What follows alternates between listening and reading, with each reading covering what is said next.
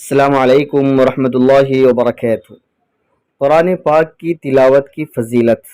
اور خاص طور پر سورہ بقرہ اور سورہ آل عمران کی فضیلت۔ حضرت ابو امامہ باہلی رضی اللہ عنہ فرماتے ہیں کہ میں نے رسول اللہ صلی اللہ علیہ وسلم کو یہ ارشاد فرماتے ہوئے سنا، فرمایا قرآن مجید پڑھو کیونکہ یہ قیامت کے دن اپنے پڑھنے والوں کا سفارشی بن کر آئے گا۔ قرآن مجید پڑھو کیونکہ یہ قیامت کے دن اپنے پڑھنے والوں کا سفارشی بن کر آئیں گا، یہ سفارش کریں گا قرآن۔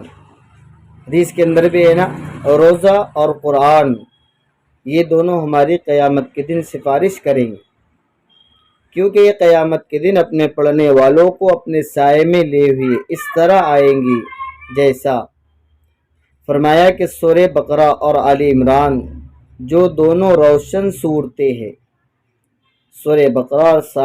سورہ آل عمران دونوں روشن صورتیں ہیں، خاص طور سے پڑھا کرو کیونکہ یہ قیامت کے دن اپنے پڑھنے والوں کو اپنے سائے میں لیے اس طرح آئیں گی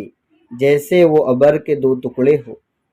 کتنی پیاری فضیلت ہے۔ اور قرآن مجید پڑھنے کی بھی آدمی کے اندر ایک شوق ہوتا ہے قرآن مجید کے پڑھنے کا۔ فرمایا کہ وہ ابر کے دو ٹکڑے ہو یا دو صاحبان ہو یا قطار باندھے پرندوں کے دو غول ہو، یہ دونوں اپنے پڑھنے والوں کے لیے سفارشی کریں گی۔ دونوں صورتیں یعنی سورہ بقرہ اور سورہ آل عمران، اس کی فضیلت ہے اور خصوصیت سے سورہ بقرہ پڑھا کرو کیونکہ اس کا پڑھنا، یاد کرنا اور سمجھنا برکت کا سبب ہے، اور اس کا چھوڑ دینا محرومی کی بات ہے، اور اس صورت کا غلط قسم کے لوگ مقابلہ نہیں کر سکتے۔ حضرت معاویہ رحمۃ اللہ علیہ کہتے ہیں، مجھے یہ بات پہنچی ہے کہ غلط قسم کے لوگوں سے مراد جادوگر ہے، کیونکہ اس کے اندر جادوگروں کا واقعہ ہے، قصہ ہے۔ یعنی سورہ بقرہ کی تلاوت کا معمول رکھنے والے پر کبھی کسی جادوگر کا جادو نہیں چلے، اس لیے کہا گیا کہ جس گھر میں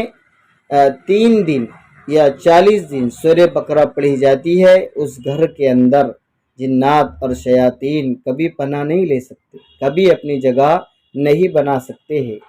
اور سورہ بقرہ کے متعلق حدیث کے اندر بھی آیا ہے کہ یہ قحط سالی سے